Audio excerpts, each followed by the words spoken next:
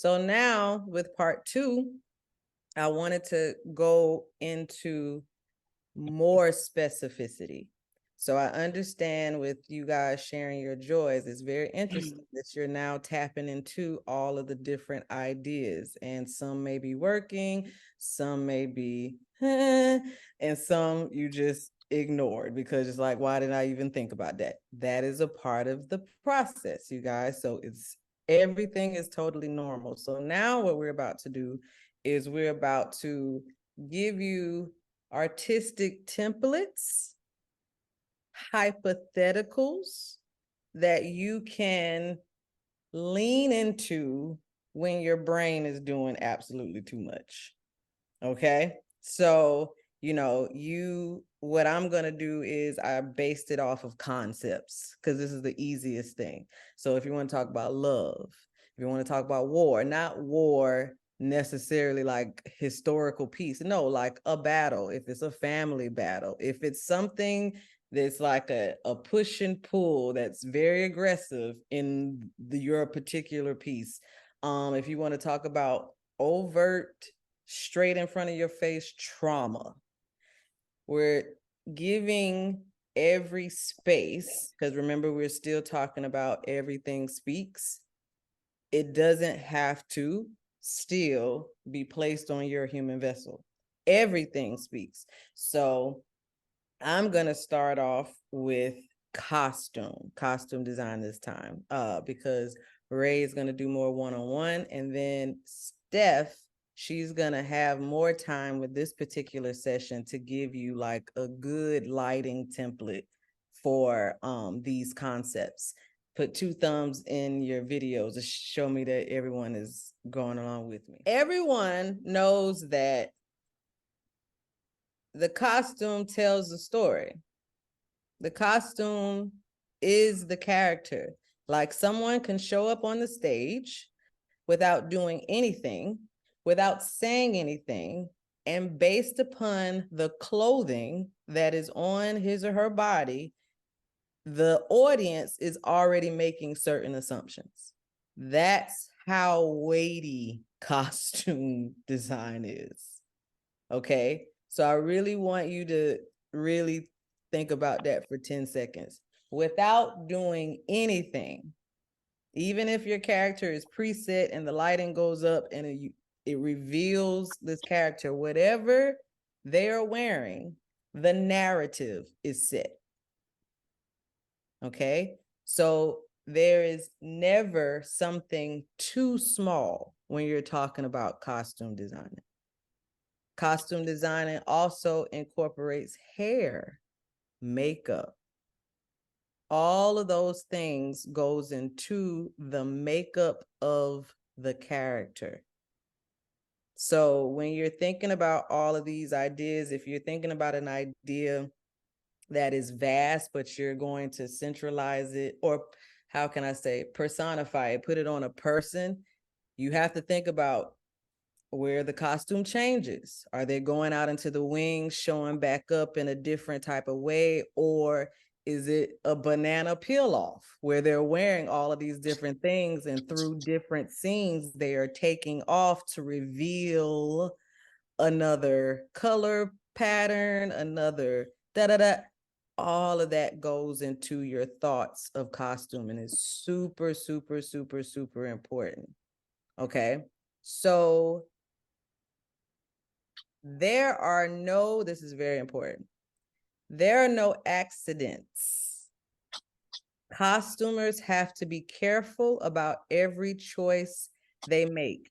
They do not want to accidentally portray the character as someone that they are not, based off of what they are wearing. So for instance, if you're doing something where your story starts off in a period, like let's say 1960s, are you going to put Jordans and a baseball cap on that person and then get frustrated at the audience by saying, hey, you didn't know that I was talking about the 1960s? No, I didn't. Because the character that you dressed, you may have put them in a blouse that looks like Superfly up top, but they're wearing Jordans at the bottom. So I'm kind of confused. And you're like, oh my God, I totally forgot about the shoes. I have to dress them from the head all the way down to the feet. All of these things matter. 2 snaps in your video if you understand it. All of these things matter. Okay. So that's just on a character level. And Selah is agreeing with me. That's just on a character level. But now with dance, you have to think about the character, and you have to think also about the manipulation that the dance does to the costume. If I am if I am wanting to personify wind, am I going to put a tight costume on a dancer? I need, whenever I say turn, the costume needs to flow, because the costume is an extension of my narrative from the human vessel. So what are different fabrics that flows? Do I use raffia? Raffia is very traditional, because raffia isn't just used as a skirt. Raffia can be used all the way up. And when I turn, oh, the raffia flows. Some contemporary artists take that raffia vibe and do 50 million different male ties that go around, and they create skirts off of 50 ties that are sewn together. And when they turn, it's like, ooh, now I have the contemporary and the traditional all in one time. So how can I manipulate, and the costume becomes an extension of what I'm trying to manifest as dancers now. So that is all of the things that you basically have to think about. You have to be very specific about your character. And then with dance, you have to play with those certain aspects where the costume is basically like your arm being lengthened, and you're now being bigger, bigger, bigger, bigger. And oh my God, look at you, goddesses. You transcend the black box theater. You transcend people watching you. You transcend all of that. Is your costume too constricting? Mm-hmm. Do you have breath within your costume to be able to go that far with your idea? So I want you to think about all of these things. And now, Sarah.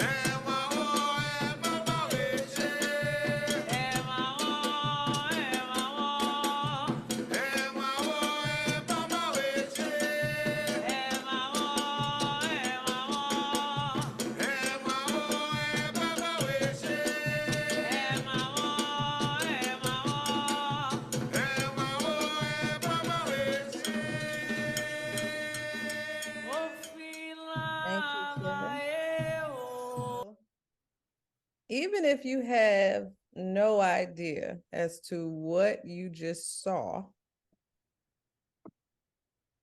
I would like for 3-4 volunteers to express what you felt by just looking at the various costuming.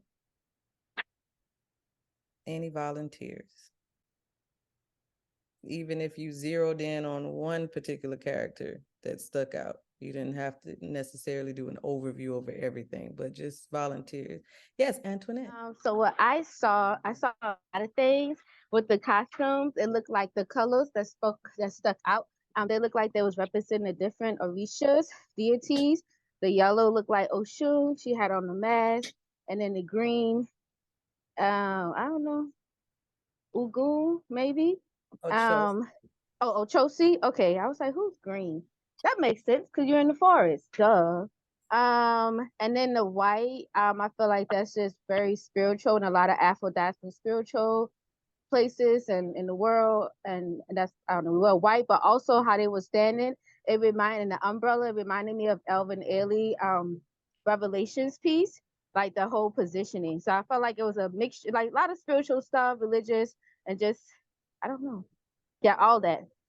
No, I love it. Thank you for sharing. Anybody else? Swazi, I see you over there confirming and wanting to correspond. What you got?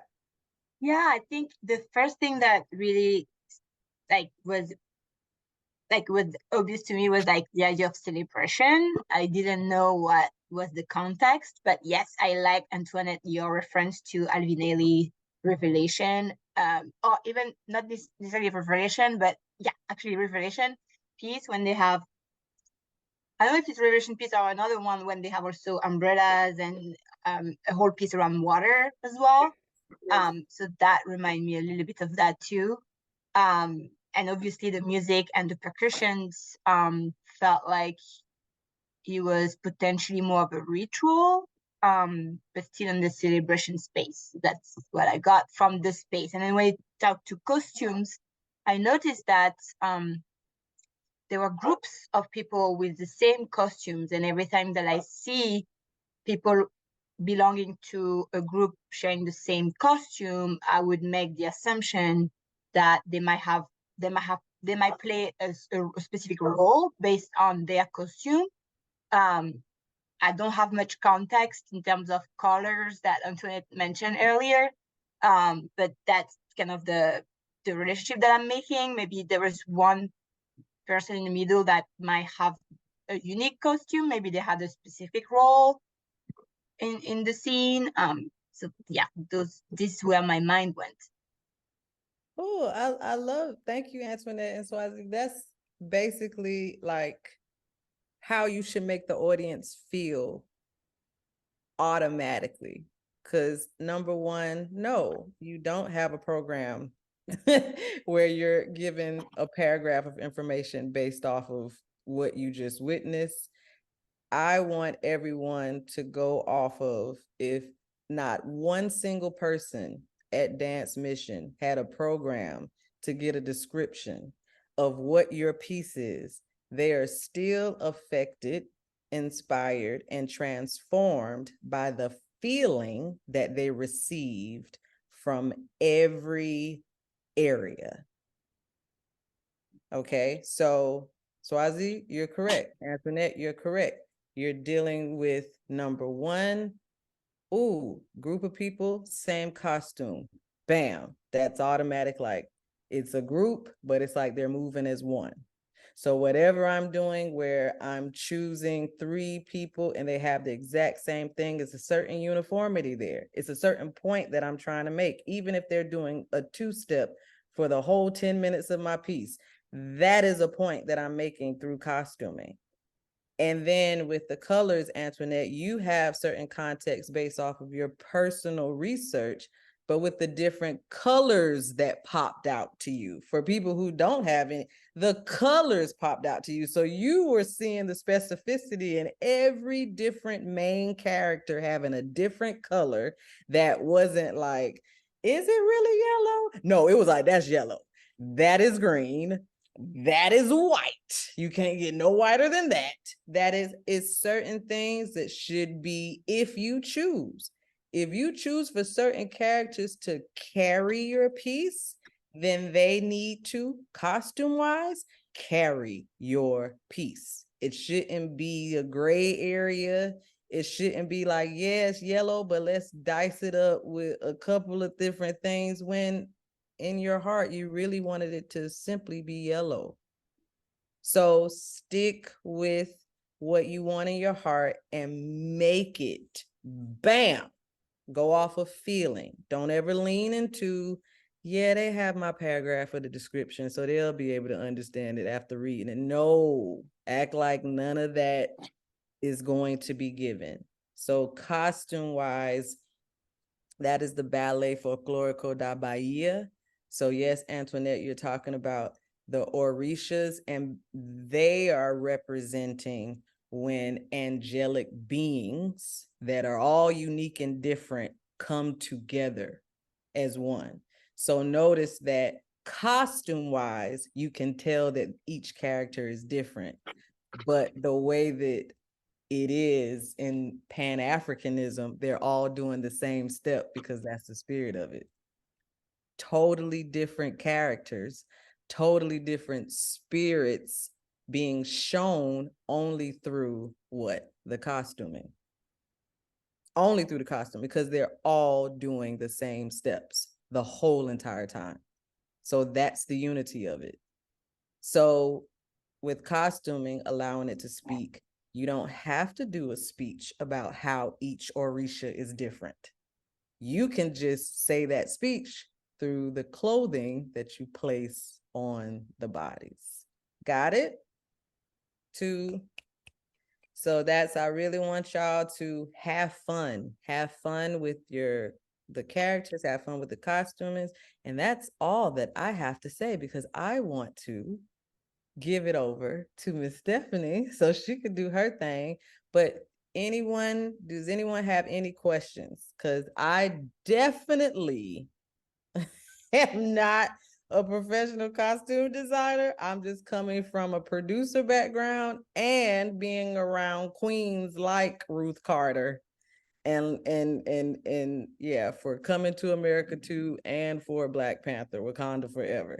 So I've had the pleasure of my arms out and being measured and all of that stuff, and being around her for hours and gleaning off of that information from the queen herself. So I'm giving you that information from that standpoint. It is, costume design is super, super important.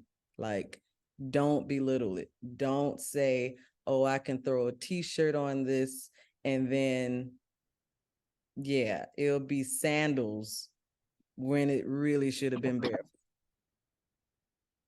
Nothing is too small. Nothing. Yes, Swazi. Yeah, I have a quick question about costumes. So, and maybe also an offering for the group. I don't know if everybody knows that I'm a fashion designer. So if people want help, I have a couple of sewing machines and a studio in my place, and I'm literally living across the street from the studio. So I was hoping I could host some kind of workshops. If you need help with anything from something that is just putting stuff together or doing something, I'm offering my support, because I'm going to be also using this piece as a way, as an outlet. So that's something I had to share. And then just trying to kind of understand if we are like, if there's any suggestions, would you suggest that we create costume from scratch, or maybe piece things together? What have been working for you in the past? Yeah. Everything. Okay. Everything works. I've seen Ruth. I would literally have what would be what people pay attention to, which is like the covering the top, the covering the bottom, da da da da. I would sit there for an hour and she would go through 7,000 different rings. She would place one ring on my finger and then say, after I've been sitting there for hours, all right, her costume's done. What? This small thing now in your head as a costume designer, all of this is covered. Like, I'm just sitting there like, I think I think as a novice that I'm done. But as a costume designer, it's like the headpiece, what's on your fingers, what's on your wrist, what's up on the upper part of your arm. Is there anything? Is there any makeup there? Are you supposed to just be bare? Are you supposed, like, all of that goes into it. So that's why, once again, letting everything speak instead of stressing out about doing 10 triplets, a pirouette out of the windows of the studio, and you have these hella intricate dance combinations when it could have just been a costume decision to make your point. That's we're riding off of everything speaks. And I want you guys to get the information that a lot of people don't get, where they're doing too much within their body when they could just have the breath of everything speaking. So use everything. Girl, people get grants to go to some random city in Africa, and they take the baskets, like the rice bags, the material from the bags of rice to make a dress, put the buckets that they use for water as their headdress, and do a contemporary dance piece in the middle of the road. So when I say use everything, like, people are using everything. You don't need to have a Zara budget. I've witnessed a lot of different innovative costumes. So you have access to this life outside, walk outside. Trust me, you will find a lot. Go to Goodwill, go to different thrift stores. You will find a lot. If you get a budget, still act like in your head that you have no budget. and you use as many different materials, the $3 blouse, the $5 da da da da da da da. Roll with that, because it also pushes you to really be creative. I was gonna ask, when it comes to the time period, so do you recommend just sticking to one versus mixing it? If we wanted to include elements from different times, does that make it more confusing to the audience? Oh, no. Okay. The world is your oyster. Mhm. And the only thing that I've seen that could be, to me personally, the less stressful, I've seen an idea where a person wore, if it was a 3-segment thing in their piece, they wore everything. Mm. And so when they transitioned to whatever the next time period was, it was just a reveal. And so they left that time period, which was, they left that clothing where it was, and now they're in a different era. So there's so many. That's just one idea out of a lot of ideas that you can create on your own, and I'll be blown away by. The world is your oyster, sweetie. You could go into 10 different time periods, but don't stress out about you either by dance or saying something. I have to let the world know that I went to 10. No, it could be just a simple shift in clothing. Okay. And sorry, when you were talking about makeup, I was also thinking about hair. If someone wanted to do something big, would you send like ideas to your dancers and trust that they will do it? Or would you have someone do their hair and makeup the day of? Well, look at you, girl, with the high budget stuff. No, that's both scenarios. Both scenarios work. So you have to because you're basically like creative directing as well, your own piece. So you have to communicate to your cast. Here's some pictures of hair. Here's some pictures of makeup. Here's some pictures of the jewelry. So whoever is dancing in this thing, I'm just saying, if you're in the forest, so we're going to go with the green. So don't have your makeup look like this. These are some pictures so everyone's communicated to ahead of time. Now, if you have nice budget, then you can have someone actually do that for the show. But if you don't have that, you at least have to do the due diligence and go to Pinterest and go create your walls. Like, okay, this for this section, that site is excellent for finding ideas and it just going on a wall. And then you could just send the link to everyone. That's a great idea too for costuming, to actually just build out all the looks and then send those links to your friends and say, hey, does anybody have these clothes, or does anybody have something similar? Or can you know, that's a great way to let folks know what you're looking for, and you know, if they're willing to lend or, you know, sell you something at you know, the what we call it when your little the sale, you know, the garage sale prices. So Exactly. So those are excellent questions, and this video is taped. Watch it 50 million times. And we're sending it over to Stephanie. Here we go, Stephanie. Now There's a question in the chat about budgeting. Deshauna Lay, how do you budget for a show? Chi-Chi, that's a great question for Chi-Chi, who's coming up after Stephanie. Let's save that question. It's an excellent question. All right, Stephanie, take it away. Talking about illumination. So the first thing we're going to do is go to a light lab that I built for you in my dining room. We're going to go over basic positions and color again. I want you to take a few minutes to write down these 3 things that you're going to be doing while you're watching. So we've talked a lot about color. What I've got here are 2 different LED units. We put one, turn it around so you can see it's an LED unit. So I want you to think about color. Here's a different color. What do these colors make you think of?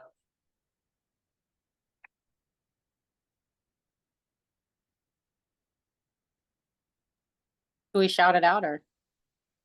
Nope, you're taking notes.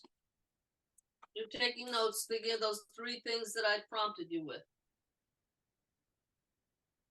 And I see my little figure got washed out here. Here's the dancer. La la la la la la. Okay. Forgive me, Sarah, and other choreographers.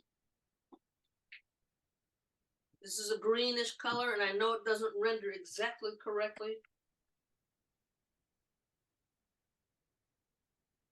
2 different colors, one from each side. Let's see if we can get to some kind of red action here. Come on, work with me.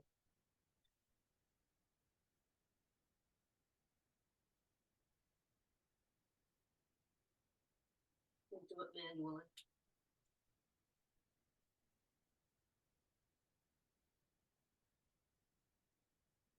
What happens if it is all? What happens if you have blue from one side and red from the other? What happens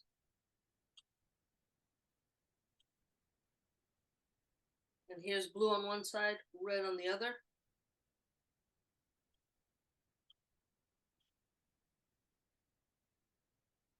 What happens if you have a solid red? Take a look at that. What happens if you have a solid red?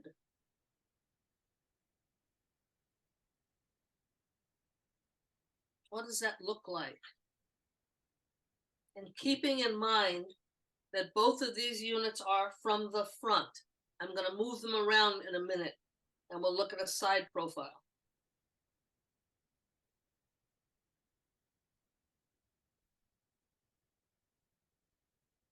Both in light blue. Both in a kind of aqua color. One from one side, one from the other side. What does that do to the eye? What does that evoke in terms of emotions? Here's a solid blue. what happens if we move these lights Mm.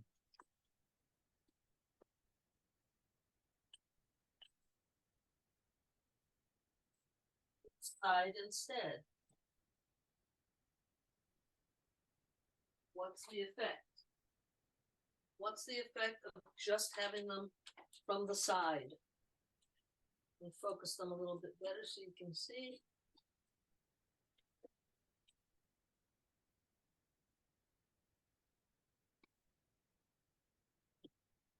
What does it do to the body?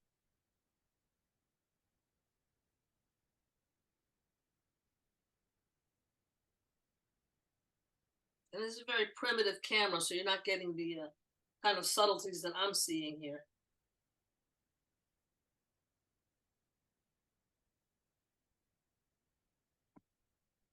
White from one side, green from the other. And you can see what the colors are because they're bouncing off the back wall. But when we get in the space, it'll be more obvious. But right now, I'm just talking about positioning and angle.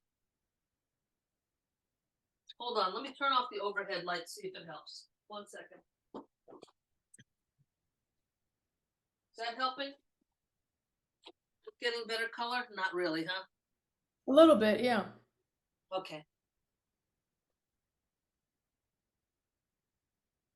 Very hard to see with a very primitive camera like this, but now you'll remember that we also talked about ellipsoidals. So here I have a mini ellipsoidal. Remember we talked about what's good about ellipsoidals is you can shutter them. So here I am shuttering in the top, shuttering in the sides,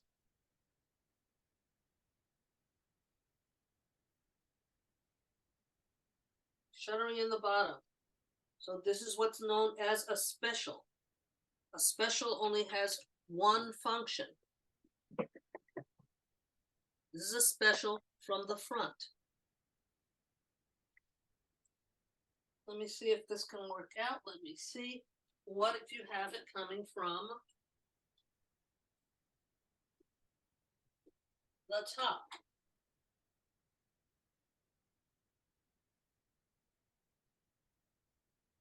Still have a special. It's a different angle. What if it's coming from the side? And again, when we get in the space, you'll be able to see it more clearly. And then I talked about making gobos out of pie plates. So I made one for you. What if you have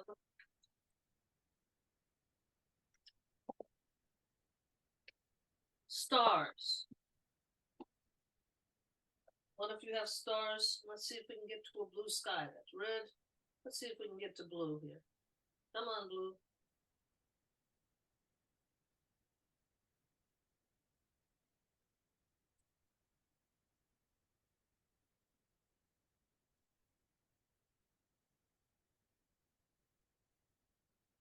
And here's the color that you actually should be seeing on the figure. And again, this is very primitive. Very, very primitive, very simple, as I call it, humble materials. And remembering that this unit, which is a Leica, that's the only unit that can throw patterns like this. Pattern in, pattern out. Special in. And let me know if you have any questions as I go along here.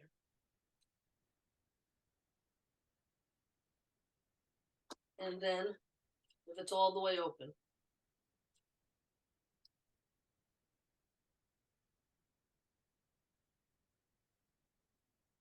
So that's on the Light Lab side of things. So now we're gonna go over to an example. You've explored the Light Lab situation. Now let's talk about application. There's a show called The Wolf Play. It's at the Shotgun Players. I did lighting for it. was directed by Elizabeth Carter. I want you to take a couple of minutes to write down these things that I want you to focus upon and make some notes about. I'll give you a minute.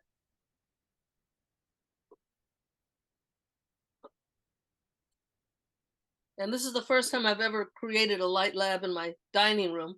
I did it with my assistant, Ashley Monday. So that was fun for me. Yee-hee. And that brought me joy today. Now, this is looking at the stage. This area is the stage.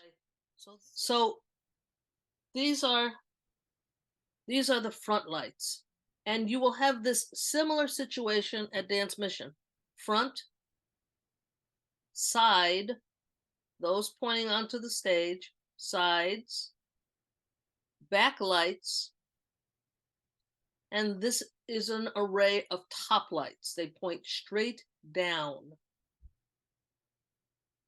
This is what a repertory plot looks like.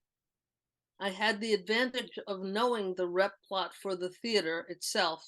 And as you know, a rep plot is things that stay in the air and you work with it. That's what you'll be doing at Dance Mission.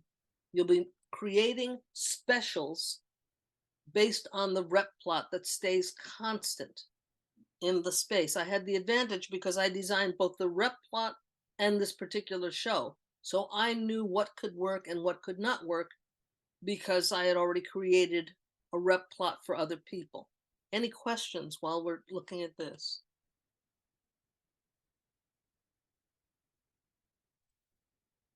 Here's one of the shots.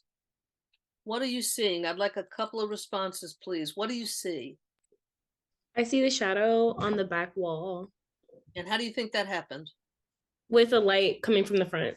Exactly. From the front and low. So every time the boxing ring bell went ding, this came on while the actor was boxing. And then it would go off when the actor would go back to their corner. So you can see how, and let me get my cursor in the right place. It shoots up and over. So we're not getting the shadow of the boxer on these folks.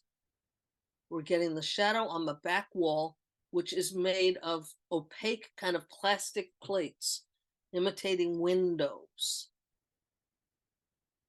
And that is a special effect. And you can see, you can tell which way a light is coming from because of where the shadow falls. So if the shadow goes up, the light is here and it's shooting up like this. You're also getting them a little bit in it. Let me know if you have questions. You'll also have time for questions at the end. Here, we have a special from above, a top light special. You can see the color of the wall behind has changed. And they're in a green glow. Everything's green except for the actor and the puppet. That's a special, and green washes and a green wall wash. It's very different doing lighting for theater because you're gonna more often deal with a lot of scenery. You also have scenic elements in dance, but it's quite different. Quite a different kind of experience. What do you see here?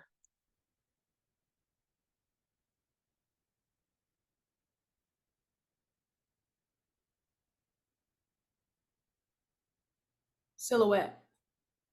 Correct. And where do you think the light is coming from? The back? Correct again. So this is a particular moment. Because it's 3/4 round, you have audience members sitting right next to it. So it's quite an effective moment to have a silhouette or a shadow play. And this is an image of something I'm particularly proud of, which is toward the end of the play. What do you see? The moon. Yes. And this moon is made with a glass gobo. And that's why it's so textured. Usually, if you use what I call, a pie plate or something like that, or standard steel gobos, they don't have this kind of dimensionality. They don't have this kind of texture. You can make a solid moon just using a Leco. And then also you have these patterns, templates, gobos. And these are stars and they actually move. So you have them going like this. This is a still shot, but you have them moving around. And also you have a blue wall wash coming from behind. Okay, coming from behind. So I think that's just, that's one of the most beautiful things I've seen in my work in a while, and I'm quite proud of it.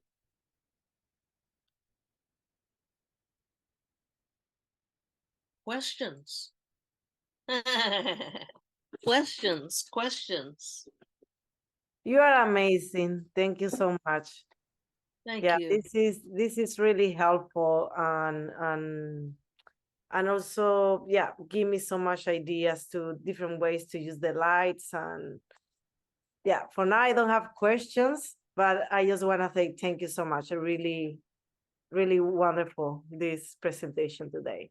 My pleasure. And when I can get more information, or maybe I'm going to have to make a site visit and draft it up myself, I'm going to let you know exactly what you have on the rep plot for Dance Mission. So you might have warm and cool from the front. You might have what's called lighting trees for dance. And as I recall, they have 3 or 4 units on each tree.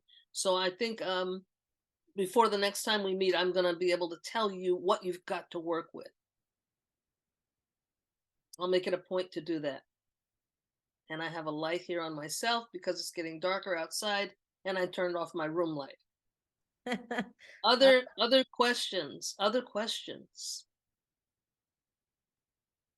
Yes. I was gonna ask, you said that you don't always get or see the rep plot. How do you work around that? What, the rep plot? Mm-hmm. Well, it's like I just said that I'm gonna go look at the rep plot for Dance Mission. And then probably I wanted to share the rep plot with you, but I don't have it today. Maybe rather than send you the rep plot, which you're not experienced in reading a plot, I might send you a narrative that says you have a cool wash from the front, cool meaning blue, you have a warm wash from the front, and you have 4 trees. So here are your options of what you can do. So I will write it out as a narrative, and then you'll think about yourself. Is there a moment like you saw in my light lab where the figure just wants to be silhouetted from the back, or just highlighted from the front? Is there a moment where there's a music change where the colors should change? So I'm going to write out for you what you've got and then work with each of you about the moments of your piece and how they shift. Be aware that if you have 10 minutes, as Sarah said, you don't want to be disruptive. You don't want too many changes. You want the choreography to speak for itself. And within a 10-minute period, if you change stuff too much, unless that's the nature of the piece, if it's a piece that goes bum, bum, bum, you just have change, then that's what the piece is. Most of the time, it's more lyrical.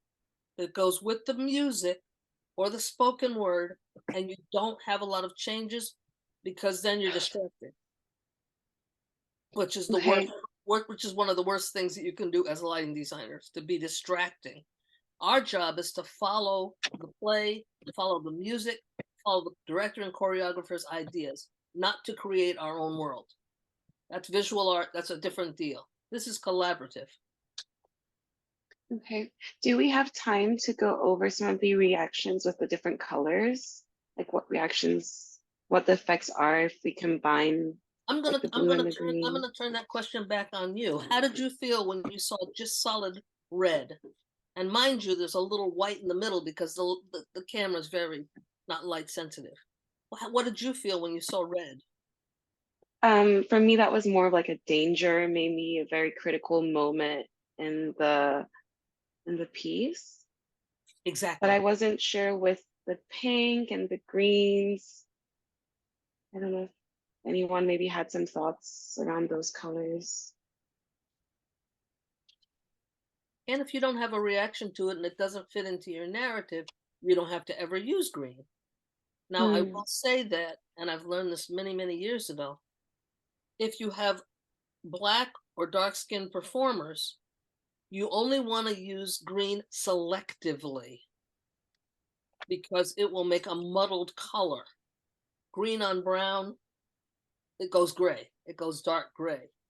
So you have to think about how those things mix. You also have to work with Karamat type people and figure out what the costumes are going to be and how they're going to receive the color.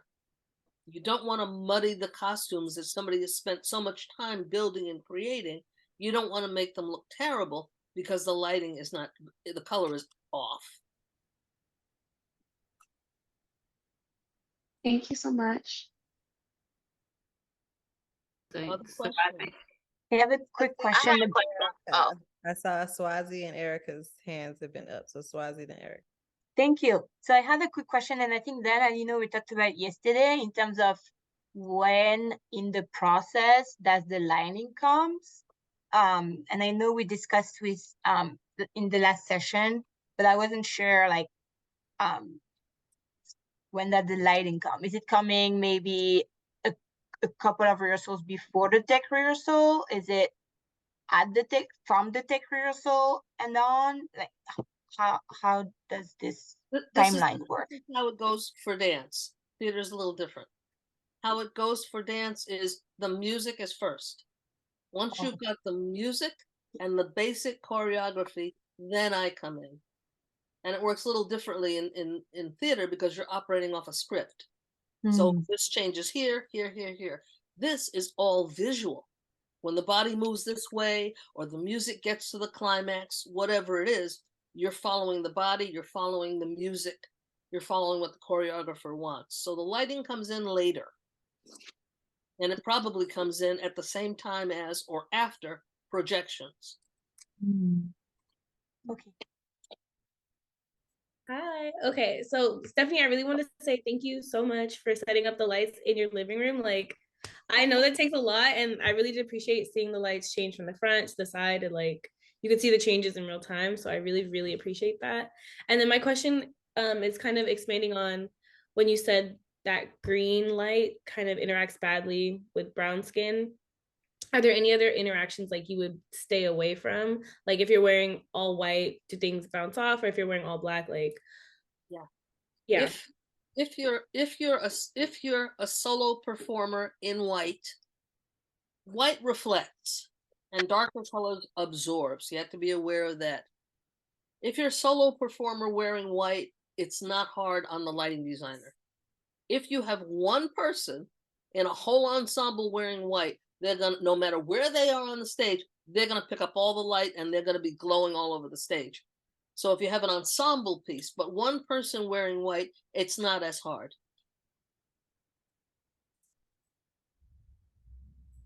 Chi-Chi and Kara are agreeing, I see.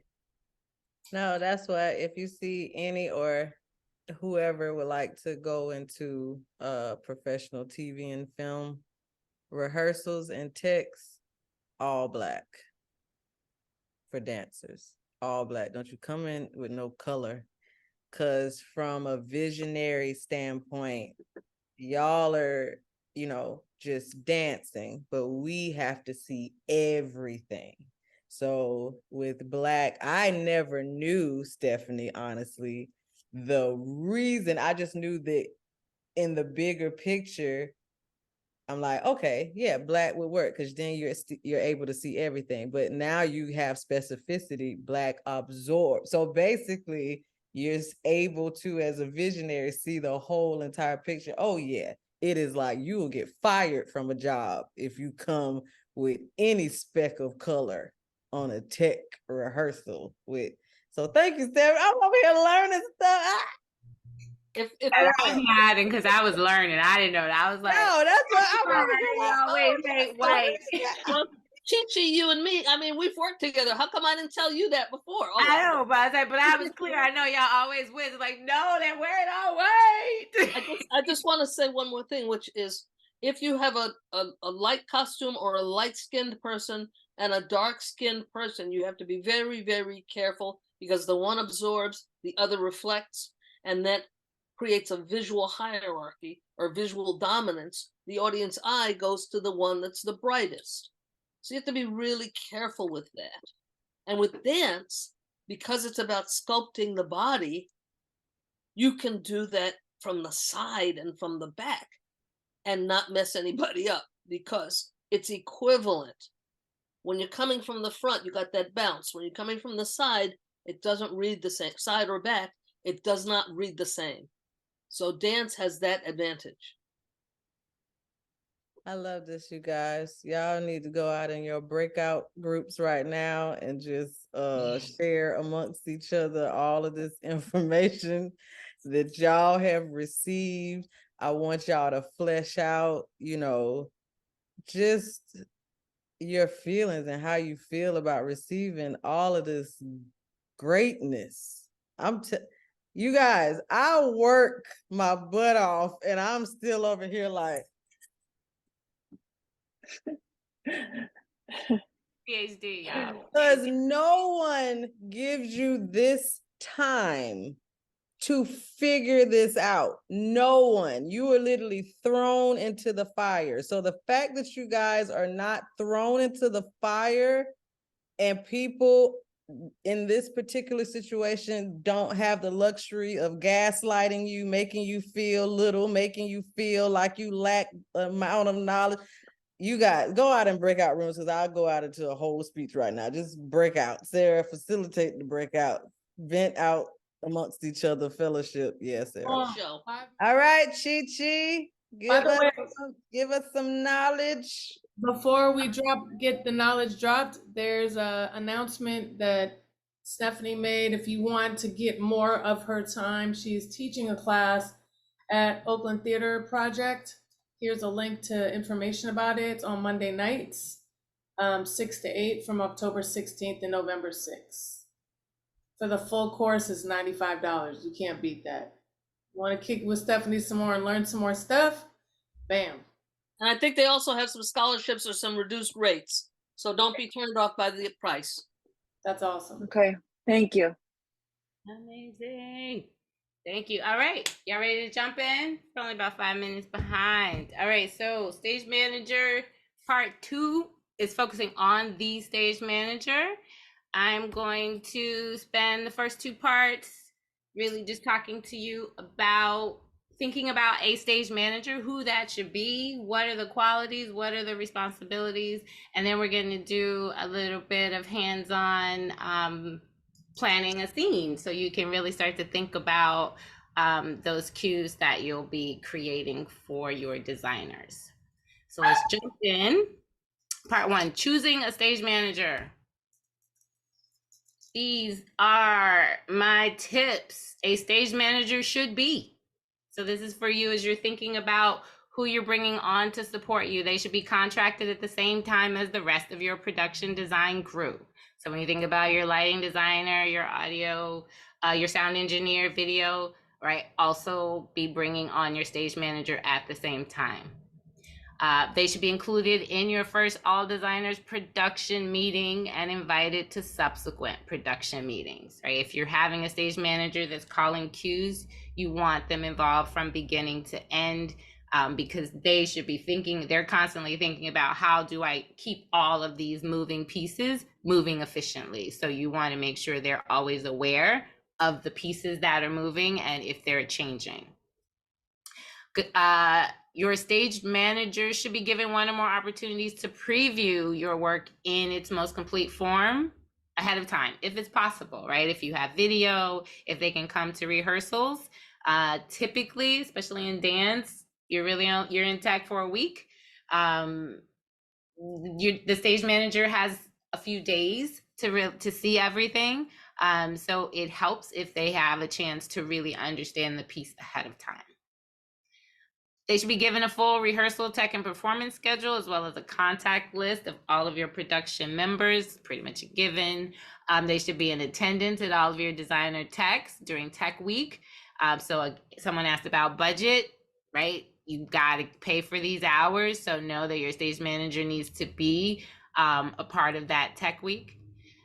They should be in direct communication with your designers to obtain cues and instructions on who's going to call those cues and when to call them. That typically happens during tech week. And your stage managers should be informed of any and all changes to the schedule, if any aspect of the show or the performance changes, or if anything front of house changes that impacts the production, right? A lot of people forget or they have separate folks that are planning a great big event in the lobby or before the show. And they have all of these ideas that you find out one element of it actually impacts what's happening on the stage, but no one knew until, an hour before. So you want to avoid that. Any questions on this list? All right, so that's what you want to think about with your stage manager. And then I wanted to offer that a great stage manager, as you're thinking about who could I ask to fill this role?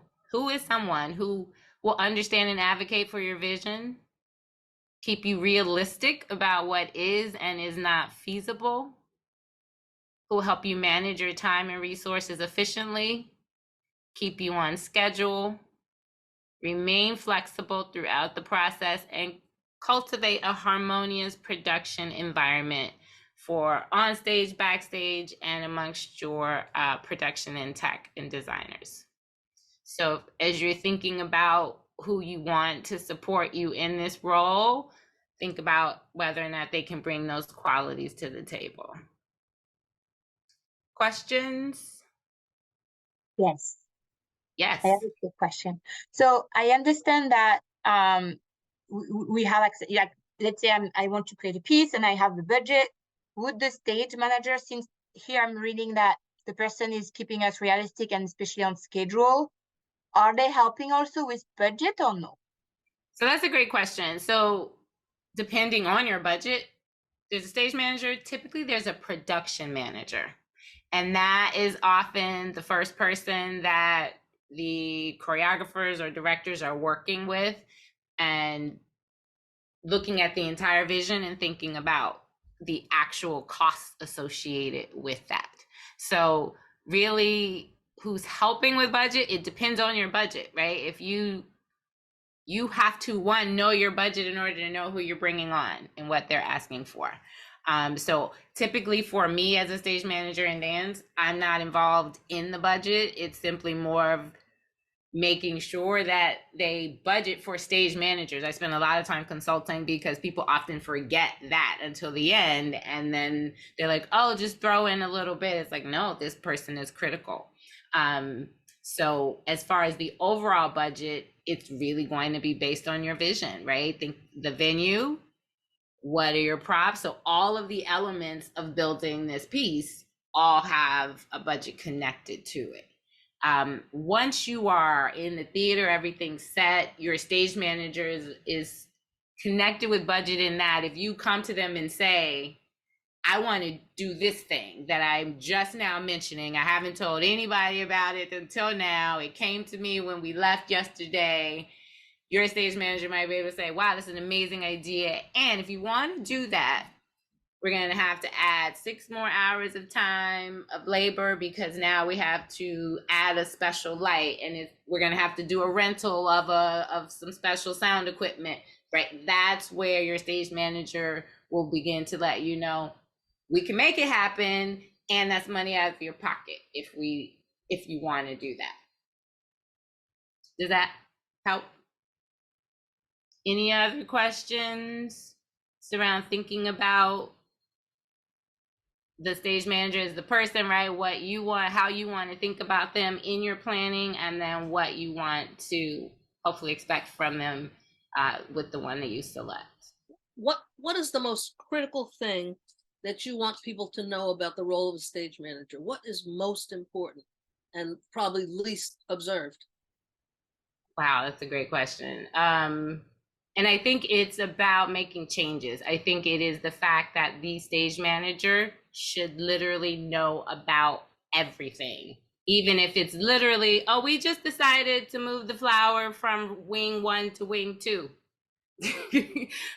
But you didn't tell, right? So if I walk past and I see it in wing 2, I'm going to move it back to wing 1 because that's what I know, right? Or I told so and so I want to change this cue, but you didn't tell me. So when the show starts, the people who are pressing those buttons will not press that button until I say go, regardless of what you told them and the chocolate bar you handed them when you told them that.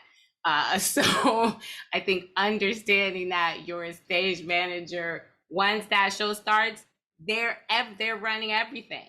So they have to know about everything. And that's that flexible part. So they should never, like, you shouldn't feel like you're ever bothering your stage manager. That is literally what they're there for. Is it possible that, in my case, personal case, to learn basically the basic concepts or how to communicate to you what part of stage? You said wing right now, and I have no idea what you mean by wing. I'm like, what is that? So if we can, it would be very useful to get better use of the information that all of you are sharing, that we learn that. We will get there. Absolutely. Great question. Sorry. Oh my. Okay. Yes. We will get there. Thank so you. Yeah, talking about stage directions. Yes. Any other questions? Maybe we need to map out stage left, stage, you and I can you and I can do a little, Love that. We can do a draft. Love that. Yes, let's do that together, Chi-Chi. I love it. Yes, we'll do better that. Communicate. Absolutely. And we'll do it specifically for Dance Mission too, so we can talk about their wing. Yeah, we can bring you that. Awesome. Any other questions on this before I move ahead? Chichi, I have this question. So in the communication with the technicians, you do through the stage manager. This is the person that is gonna communicate with the sound system and with the light. So I don't have to be talking with the lighters, be talking to the sound system, because I'm gonna communicate with the stage manager. This person know all about my piece, and this is the person that is gonna communicate with the technicians. Great question, Beatrice. Oh, Juliana, great question. So to some degree, yes. Once everything has been set, once you've talked to your lighting designer, you guys have made all the decisions, we've teched your piece and we've said everything's gonna go exactly this way. At that point, your stage manager becomes the only person that you need to go to with any changes, right? No changes are gonna be made unless the stage manager. Before that, your stage manager will absolutely be in contact with you, but you're definitely going to spend time talking to your lighting designer, because that's the person you want to talk to about your piece. You want to, when, Stephanie's going to ask, what's the mood? What's the feel? What's the energy? What do you want the audience to experience? That's a conversation you want to have directly. Same thing with your sound designer. Where your stage manager comes in is when we're teching on that stage and we're making decisions. Once those decisions are made and set, then any changes you want to make, you can come to your stage manager and have that conversation. And I'd like to add something here, which is the lighting designer and the sound designer and the costume designer, they are in charge of the what of it in terms of the show flow. And stage managers and Chi-Chi are in charge of the when. And sometimes the how. And sometimes the how. Yes. Is it possible to consider, if the next time that we are at Dance Mission in the theater, that we can play a little bit with all the concepts that you, Stephanie, have showed us, meaning Dance Mission has great lighting, so we can play a little bit in like real life. Like, let's use this light and let's have Juliana standing there, and then let's put this light so we can. I am a very visual person, and I kind of need to. I learn a lot when I do things. So, is it possible that we do this on Saturday when we get together, or a Saturday, so that we can kind of get our hands dirty? Let's talk to Sarah about the when of it. when we can do a hands-on walkthrough of lighting, when you're there and when I'm available and when Harry's there, and we can turn it on and show you what you've got. So let's have Sarah and Kara work on the when of it. Thank you. That would be amazing. Yeah, I'm sure that can happen. We'll All work right. All right. So part 2, preparing. Notice the pre is big letters. So the idea is you want to think about this information ahead of time. So that when you're thinking about your piece, you're preparing for your stage manager. If they are calling cues, like say, be kind to your SM and be prepared to provide this initial, no, it's initial production details of tech rehearsal. So now we're getting into the specifics. So when we come into tech rehearsal, and tech rehearsal is that week before, typically it's that week in dance, it's that week before everything happens. And now is where we're going to start laying out the elements of your piece and then putting them all together to create this incredible experience. And so I typically move with these 3 categories when we are first coming into the space, thinking about what's being preset. So what or who is on the stage before the audience arrives. Then thinking about sound, video, and images. How does that flow? When and how does audio and video show up? And then what I call the top and the bottom lights for every scene, for everything that's beginning and ending, right? What's happening at the top with the lights and what's happening at the bottom? Are they on? Are they off? Do they change? Are they blink, etc.? So these are the 3 categories for being prepared for tech. So thinking about your pieces. So when we think about presets, have you ever experienced walking into a theater and the doors first open, you see the stage for the first time, and now you're even more excited to see this show, right? And you've already decided what you think is going to happen just because of the scene that is before you. That is the preset, right? So you want to ask, what's the look, the feel, the experience, the message that I want to create or present before the show even starts? You've already started telling the story with just what's sitting there. So you think, oh, this is, I can set a stage. Yes. And now it's going to get specific, right? So what are the things that are typically preset? Props, instruments, and set pieces. And if you're going to have those, including costumes is part of that, right? What's going to be set? Where exactly will it be set? Who is going to put it there? And then who's going to take it away? Does it go away? And if so, who takes it away? And when they take it away, where are they taking it to? Because it might need to come back. And also at the end of the show, we got to find it again and bring it back, right? So those are the specific details that you want to have, and you want to have it written out in your head. You want to write those down and come prepared.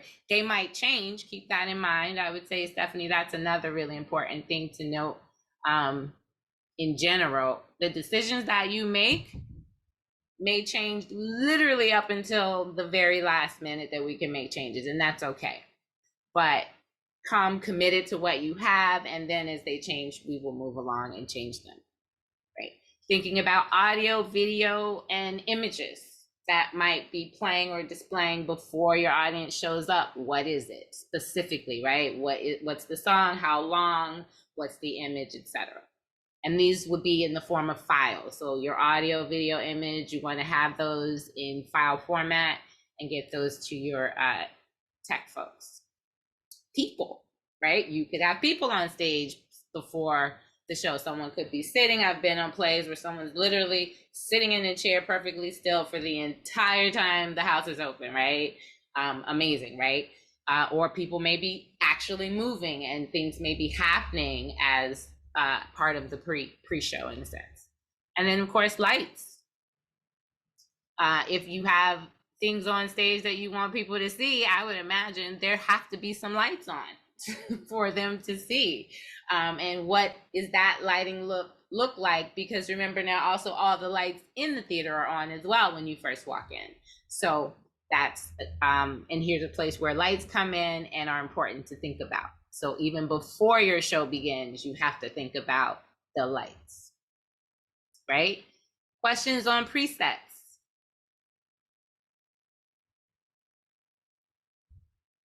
All right, let's jump in. Have you ever been to a live show and after song ends, the next song begins to play and then you hear it cut out and you're like, what happened? And then you realize, ooh, somebody just got fired. Right? You're like, oh, that wasn't supposed to happen. No, it happens sometimes, right? Or there's a live band and instruments, everything's it doesn't quite work out, right? It's important to have that flow and the information about your sound. It's important to know how you want that sound to flow, how you want those images to work, and having the information again ahead of time so that come tech, your engineers are ready. Folks are ready to make your vision come to life. So when it comes to sound, we've got pre-recorded versus live. That's important. You may have both. So it's important that you are providing the right information for both. If you're bringing pre-recorded audio, we're going to need to know how many total tracks and files do you have. If you've got multiple, make them separate. So don't do one long file, right? Don't put them all together in one. You create each sound file, each track should be separate. You also are going to have to let us know as we're playing these tracks, right? Does it play all the way through? Does it even start at the beginning, right? You might want us to start the track at 1 minute and 12 seconds and only play 12 seconds, right? Or only play it from here until the end, etc. So those are the types of questions. Are we playing it to the end? And are we fading it out, right? Meaning, does it just end as it ends, or do you want to hear it fade out? Does it pause and start over again, right? Does something cue us to pause the music and then does something cue us to start it back again? Or does the music just cut out? Those are all of the types of questions we're going to ask you about those tracks. And then if we're playing multiple audio tracks, how do they move back to back, right? When do we play them? So when one finishes, does the other one automatically start? We call that auto follow, right? It goes back to back. As soon as it finishes, the next one. That was that example I gave you, right? And that's where a lot of times we set it to auto follow, or QLab defaults to auto follow, but you don't want it to because you need to cue each song separately versus nope, just let them all play straight through and connect together. Make sense? All right. Live music. Yes. Quick question on the pre-recording. Yes. Is the reason because you said that you prefer having different tracks instead of having everything edited together? Is it because we want to anticipate anything that could happen during the show? Because I felt like it could be easier to just press play and let it run. Because typically that's not how the music will work. You're going to give us 5 songs, but they're going to play at all different times. So once one song is over, we want to deal with the second song. And again, what if you only want a piece of a second song, or if the song repeats? So it allows each track to be its own file to work with. And also, what if you change your mind? Oh, I want a different song, number 4. So, but if it's all one track, now you have to redo that whole bit. So you keep each one separately so that you can deal with each audio track separately. And then would you recommend to edit the file instead of saying start at 1 minute or 3? My answer is it's going to depend on when you decide that you need to start at 103. If you prepare ahead of time, you can edit it to start there, or your sound engineer. But if it's 20 minutes before tech, then we'll just say, tell us where you want to start, and we'll cue it at that time. Yes, Beatrice, question.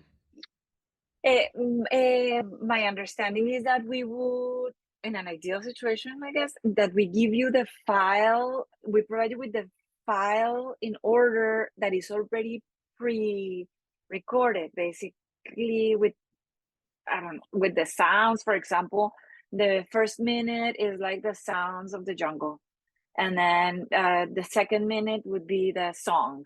The third minute would be a stop for live music, and then but then I give you one file only. No, No. Yeah, So I want you to think about, so if your piece has the sound of the ocean, and then there's a ballad, and then there's a hip hop piece, and there's a jazz, those are 4 different sounds, 4 different tracks. I want each one on a separate file. You can give it all to me on one thumb drive, or you can upload all those to one Google Drive, or however your venue wants to receive it.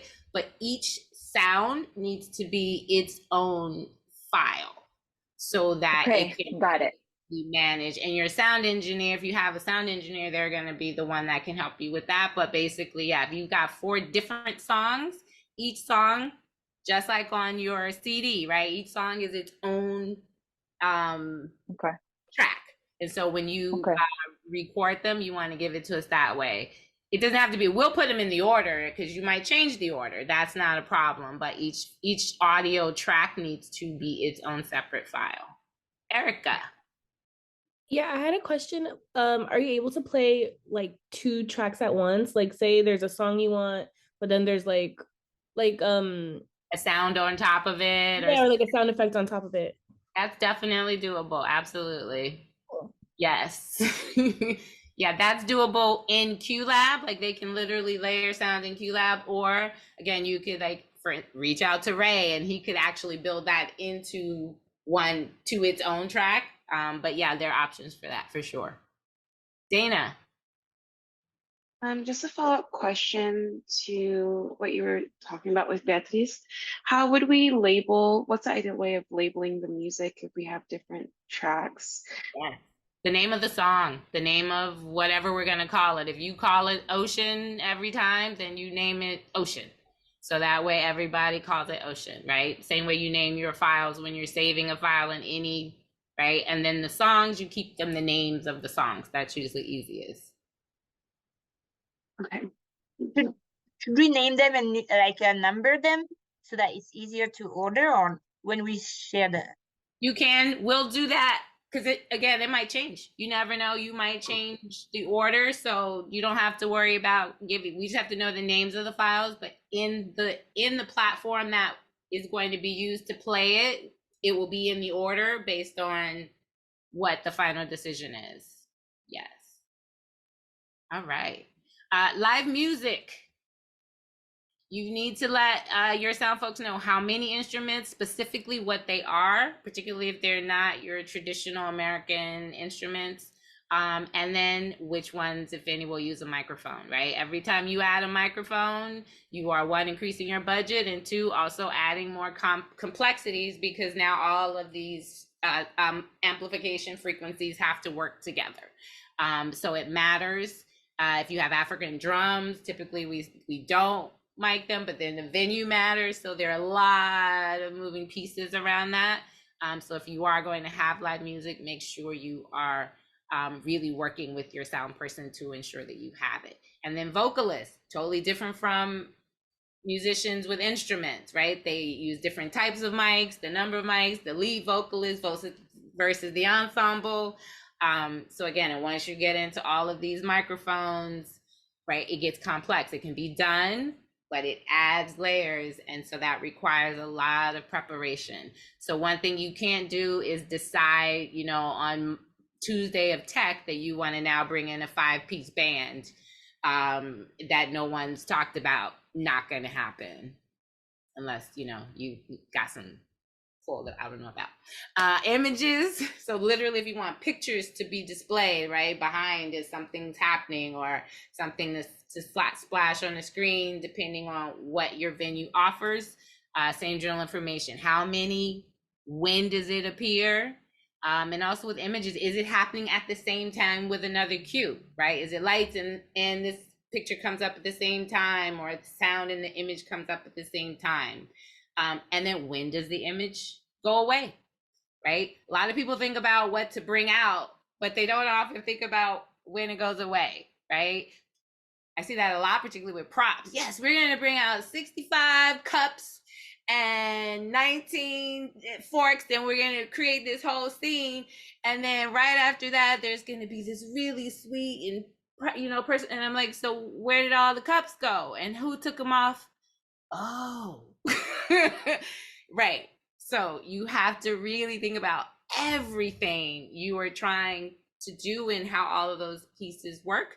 And everything you bring on has to be taken off, and who and how, all of it. It's a dance. It's a dance inside of a dance. It's a dance even when there is no actual dance. All the elements, they must speak and they must dance. I mean, that's really true. I actually say that like set changes, like our choreography, and sometimes I opt out of fancy set changes or like props, because I'm like, I don't have enough time to teach the dancers to bring 25 chairs onto the stage and put them exactly where I want them and where they're lit. I'm like, guess what? No. Or yes, but I'm gonna set aside 45 minutes to go on and off the stage 25, 30 times, a bunch of times, 5, 6 times. So the kid, they're holding the chair exactly the way I want. They set them down, they walk off with dignity. So there's so many things, or like boxes. I like these big black boxes on stage, but people bump into them and fall over them. So you have to have a little like glow tape around the edge. You have to set them properly. You have to know how to work with them, right? So it's a lot. Sometimes, like I said, if you want to keep it simple, don't do a lot of props. But if you want to go crazy with it and really try it, you just have to build that into the time you're doing your choreography. Yes. Same thing with music and so the more elements that you add, the more pieces you add, the more complex things can be. And keeping it simple is always, always, always recommended. Some of the most beautiful and memorable pieces I've seen were on stages with 1 or 2 things, period. And it was just everything. So less truly is more, and especially in the beginning, because again, remember, every element has to be managed and it has to fit with every other piece. So, and budget, right? All of this, every one of these line items is a budget item, right? Each time you bring something in. All right. And lights. She said it. You ain't lit, you ain't shit. And then I thought, and what's worse than a blackout that happens too late, or heaven forbid, too soon? Ooh, and I ain't even gonna lie, Alma World Arts West, I was calling the Ethnic Dance Festival, and I just could not get it right. And I called the go, and it was mixed in with the go for the blackout, and those lights start to fade. I was like, no! And I saw the dancers, and fortunately, my lighting person was able to bring it right on back up. I was like, oh. So when you're saying, there's nothing worse. That was in my early days, y'all. I've never done that. That's why I don't have hair. That's why I don't have hair. There you go. Never done it again. But lighting is important. So you got to tell us. We need to know what I call the top and the bottom. When that scene begins, are the lights on or off? It seems really like, what? Think about it, right? It matters. And if you don't have an opinion, I promise you, when we make the decision, they'll be like, I don't want that. Why are the lights on? Oh, because you didn't tell me to turn them off. That's why, right? If they're on, are they cued with, before, or after audio, video, image, right? So is it lights and then a video appears, or do the lights and the video happen at the same time, or do they hear something first and it's totally dark and then the lights come up? Every one of those is a totally different scene, image, thought. And I have literally stood with artists who had thought of it until I literally asked them just before their tech. They're like, huh. So yeah, don't think about that ahead of time. Don't think, right? Because there's a visual, a message, a story. And then when it ends, right? When you're finished, what happens when you're finished? Do the lights stay on and you bask in the glow of the applause and you exit in that light waving at your people? Or blackout, straight up, just lights out, cut? Or is it a slow, let them see me slowly disappear? And then by the time the lights come back up, I'm not there anymore. All of that, right, is that story, is that message, is whatever it is, the experience you're trying to have them, right? So blackout, meaning lights out. Fade to black, slowly the lights go out. Other, that would be Stephanie. I know there's always they can blink lights, flash lights. You got it. You got it. Other way, those were right, the basics. So thinking about lights is not just even on and off, how they actually turn, even on the turn on. Do they just appear or do they fade up? Right? Similar like PowerPoint. You can make the words just show, or do they spiral around? So we are at time. Go ahead. So what I wanted to do, my last event, I'll leave this as your homework, is to you all practice creating a scene, right? And writing out those presets, those lighting, audio flows, and the top and bottom lights for this scene. So your favorite person in the world, whoever that is being honored by the mayor, whatever that means for you, for their awesomeness. And 500 of their biggest fans will be in attendance.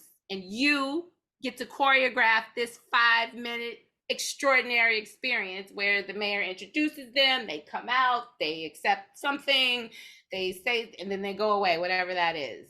You, the amazing choreographer, yes, I'm gonna make this the most incredible 5 minutes you've ever known. Your vision is phenomenal. And now you share it with your designers. So I want you to think about what that 5 minutes looks like and be able to answer all of the relevant questions under these 3 categories. What does that stage look like before the mayor even comes on to announce, right? Once they're now, what's happening? Pre-recorded music, are there music, is there images, etc. So try this hands-on activity, try this little practice, and see if you can build a quick piece and play with some of the ideas that you've learned here, thinking about lighting. And at our next workshop, I will give you specifics, we'll talk specifics around the stage. We'll talk about stage direction and get into some details, and then building specific cues. But for now, you've got, hopefully this was useful information to help you start thinking about your stage manager as a person, as well as the types of information you want to be able to provide to them. You can use this last slide as a template for your own piece. Like you could literally just fill in, like she posed the question and you can literally answer it.